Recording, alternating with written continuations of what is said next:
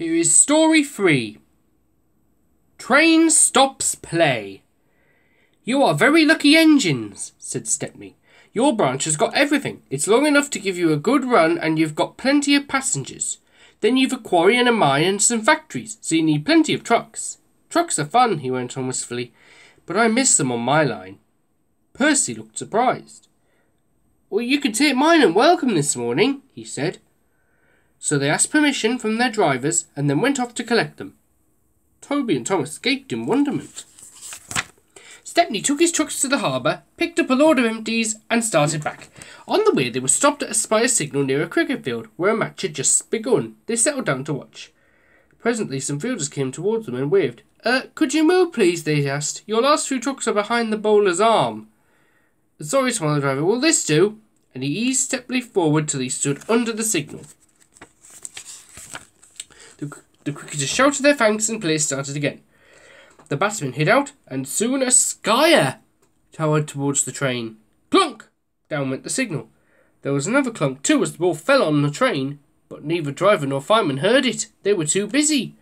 Stop! Yelled the fieldsman. But Stepney's noisy starting drowned their shouts. Come along, he puffed to the trucks and left the frantic fieldsmen behind. Oh, one and only ball, they said sadly. Four of them piled into an ancient car. Wake up, Caroline, they said. Caroline coughed crossly, reluctantly came to life, and they rolled out onto the road. Stepney wasn't hurrying. He had just crossed the river when Caroline came up behind. Toot! Toot! She wailed. Road and rail ran side by side. The cricketers waved and shouted, but they were too far away for the fireman to recognise them or hear clearly what they said. If those jokers want a race, remarked the driver, then they can have one. He advanced his regulator, and Stepney drew ahead. Poor Caroline wasn't happy. She rattled along at twice her usual speed. Master shouldn't treat me like this, she grumbled. This pace is too hot for my system. It'll fuse all my circuits.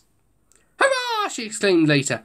That silly train has run into a hole, so we can't catch it. Now Master will have to be sensible and go home. But Master didn't go home. Caroline nearly boiled with fury when he made her climb a steep hill and run down the station on the other side. Caroline arrived just as Stepney had shunted the trucks. His crew were going off duty.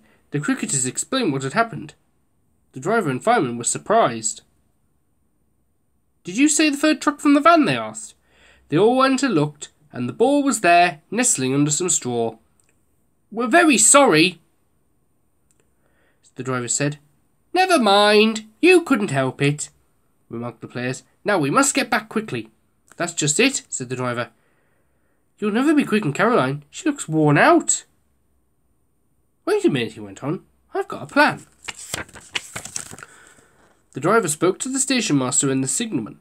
Then they rolled Caroline onto a flat truck and coupled a brake van behind. The cricketers got in and Stepney pulled the train, and they all reached the field in no time.